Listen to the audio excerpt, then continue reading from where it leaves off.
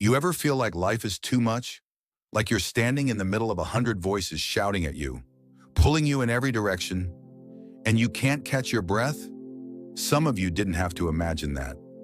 You're living it right now. You smiled when you walked in, but your heart is heavy.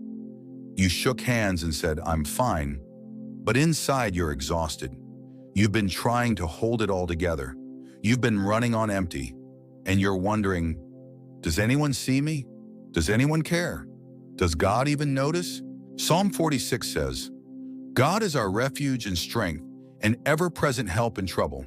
Therefore we will not fear, though the earth give way and the mountains fall into the heart of the sea, though its waters roar and foam and the mountains quake with their surging." Did you hear it? The psalmist is painting a picture of chaos, the earth giving way. That's the ground beneath you crumbling. The mountains falling, that's the things you thought were unshakable, shaking. The waters roaring, that's the noise, the stress, the anxiety rising higher and higher. Maybe for you, the earth giving way was when the job you counted on disappeared. Maybe the mountains falling was when the relationship you depended on ended. Maybe the waters roaring is the depression or fear that won't loosen its grip. And the truth is, when the ground is shaking and the waves are crashing, you don't feel strong.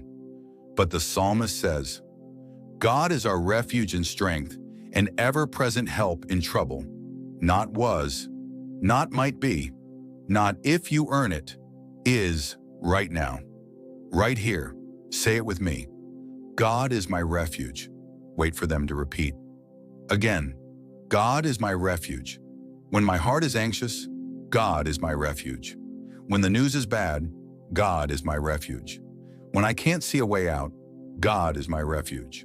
When I can't hold myself up, God is my strength. I heard about a little girl who was flying on a plane during a storm. The turbulence was so bad, people were gripping the seats. The plane shook, lightning flashed, rain pounded.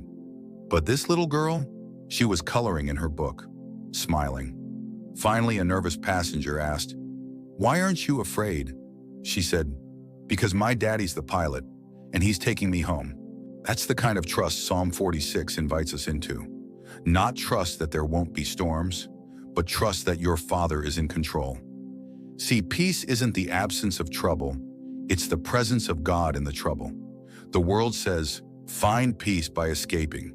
God says, find peace by abiding. The world says, if you want rest, fix everything. God says, if you want rest, come to me. So when the noise gets too loud, turn down the volume of the world and turn up the volume of His Word. When you feel like you're drowning, stop thrashing and let the one who walks on water hold you. When you're overwhelmed, don't just run anywhere. Run to the refuge. When I was a kid, a storm once hit our neighborhood hard. Trees bent in half, rain felt like needles, the sky turned black. My mom grabbed me by the hand and pulled me inside. She didn't say, "Let's figure this out."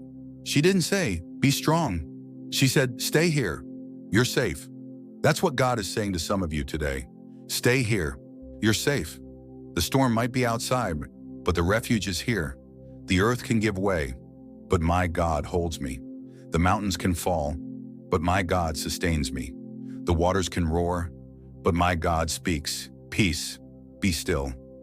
Peace isn't found when the chaos stops. Peace is found when you realize you were never alone in the chaos. Stay blessed, and let's continue to spread the gospel. Amen.